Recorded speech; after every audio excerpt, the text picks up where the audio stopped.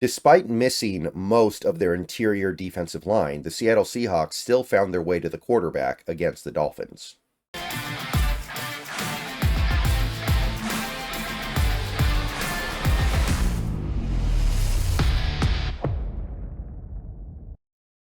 What's going on, everybody? Good Friday morning. Almost made it to the weekend here. Hope you guys are doing well. We've got the Huskies game later today. I plan on streaming a watch-along of it. Plan on providing play-by-play and commentary during the game. So come on by. Should start right around game time. I think it's 5 o'clock. I think it's 5 o'clock sharp. So should be a fun Friday. We usually don't do Huskies games on Friday, so we got one this week, so that's cool. Shaking things up just a little bit. But before we get there, we got some pass rush stuff to go through. Pass rush Friday is here.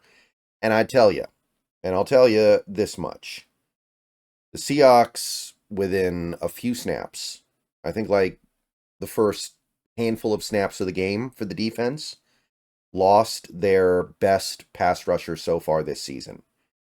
And a few snaps after that, they lost their other big interior presence.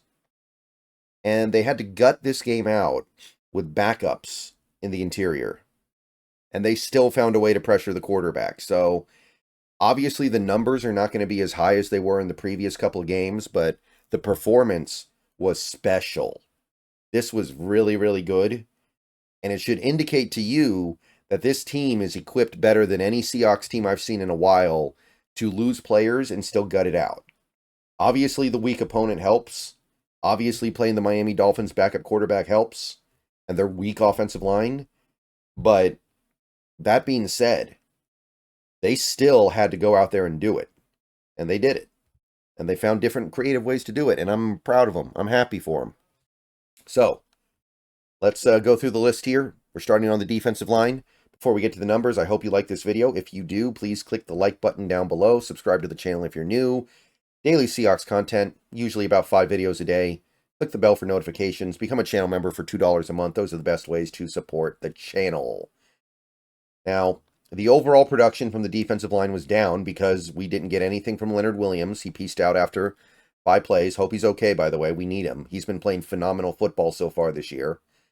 Byron Murphy did register a QB pressure before going out, which, hey, he's grinding exactly the way I thought he would grind this year. Just a slow and steady path to the quarterback. Jarran Reed stepped up big. We needed him in this game, and he actually played a really good game, had a couple of pressures, first 2 of the season. So he showed that he still got something. And then we got one from Jonathan Hankins, the big man in the middle. So obviously, we will typically expect more from our defensive line in a football game, but we completely understand why the numbers were so low. Like, it doesn't take a genius to understand that when you lose Leonard Williams and Byron Murphy in the first quarter, I think both of them were lost in the first quarter, it's not going to be the game that you were thinking it was going to be. But they still found a way to a respectable 4 pressures on the defensive line. And I think that Hankins, I mean, forget the pressure for a second. I thought Hankins played a really good game overall. And he may have justified his contract with that game alone, honestly. Really happy with what I see there. Linebackers. We know about Dodson. We know Dodson got the QB pressure. We know he got the sack. It may have ultimately been the sack that knocked Skylar Thompson out of the game, actually. So he gets the pressure, of course. No one else does. Baker doesn't play. Knight doesn't get a pressure. Neither does Thomas. But first linebacker, inside linebacker pressure of the year. Many more to come. I'm sure it will not be the last. So put them on the board. All right, edge rushers. This is where the sausage was made this week, and it was made by virtue of 3 different guys getting on the boat. Right? It wasn't just one guy. It wasn't just 2 guys. All 3 guys that played most of the snaps on edge contributed big. Boye Mafe, 2 QB pressures. Derek Hall, 4. Definitely a career game for Derek Hall. Draymond Jones with 3. Now, I haven't gone through the tape to see where the Draymond Jones pressures were. Some of the snaps he got a pressure on may have been when he was lined up on the line. And I'm assuming that may have been the case in this game because with all the injuries we had on the line, Williams and Murphy, I'm assuming that Draymond Jones had to get some of his action on the line. And PFF did actually say that he did. I just don't know when he got those pressures, but regardless of where he got them from, he got them. 9 pressures from the edge. 9.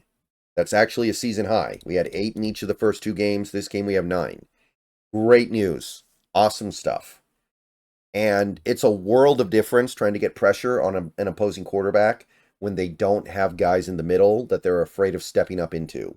When you can step up into the pocket as a quarterback because the interior rush is not getting home, then it's a lot easier to avoid the edge rush pressure. But they continue to deliver on edge rush pressure. And actually, although some of this is, again, because of the quarterback they're playing, they actually did a better job of cashing in on those pressures with sacks. And right then and there, you're already well beyond your expected average per game of pressures. With just those positional groups, you've got 14. That's 14 pressures. Cornerbacks, nothing this week. Nothing to report over there. I think I saw Witherspoon blitz maybe once in this game. Other than that, it was a game where they just were content with playing things pretty straight up, which makes sense, right? You don't need to do anything exotic against these Miami Dolphins and the way their offense is, so why would you? Why would you mess with it? Nothing from the safeties either. Same deal. I think Rayshon got to blitz once or twice, but didn't get home. And that gets you to your final total, so that was actually really quick and dirty. 14 QB pressures. 14.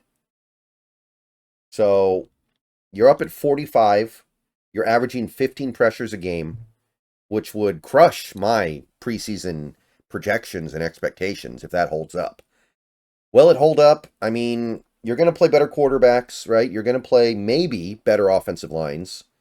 I would say that Denver offensive line is okay. The other 2 offensive lines, not so much.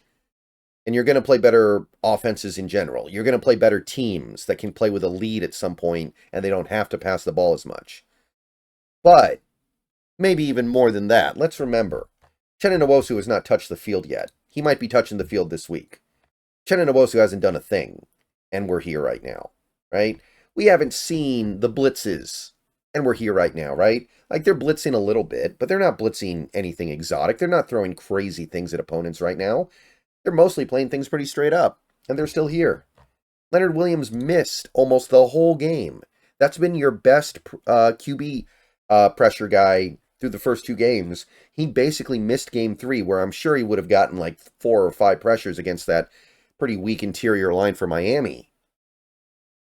And you're still here. You got to feel really good about this. Right now, you're feeling great. This Seahawks team played some bad offenses and bad offensive lines and bad quarterbacks last year, and they didn't get pressure. They didn't get any pressure.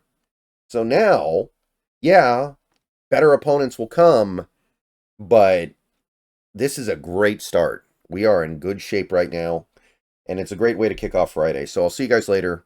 Go Hawks. Let me know what you think down below.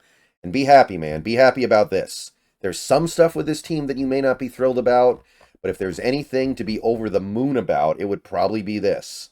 This pass rush is overcoming a lot to put up big numbers through the first 3 games of the year. See you guys later.